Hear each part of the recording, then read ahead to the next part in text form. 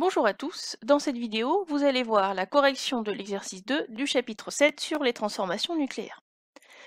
Dans cet exercice, on vous donnait plusieurs situations de la vie courante et on vous demandait de choisir si c'était une transformation physique, chimique ou nucléaire. Donc la première, on remplit un bac à glaçons d'eau et on le place au congélateur. Qu'est-ce qui se passe?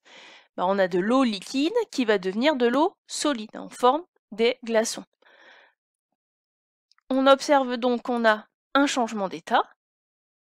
On a conservation de l'espèce chimique, c'est bien H2O, H2O.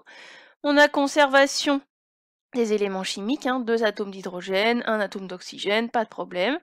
Donc, c'est une transformation physique. C'est un changement d'état, une transformation physique.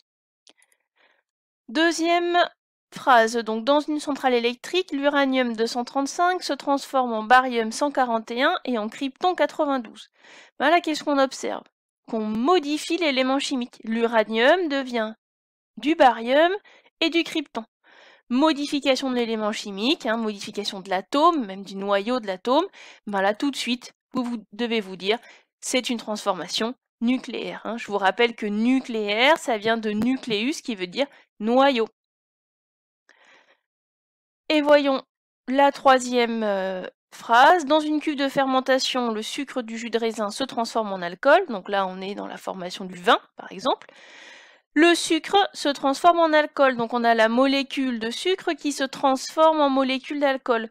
Donc là, on va avoir modification de l'espèce chimique. Si on a modification de l'espèce chimique, vous devez tout de suite penser qu'on a une transformation chimique.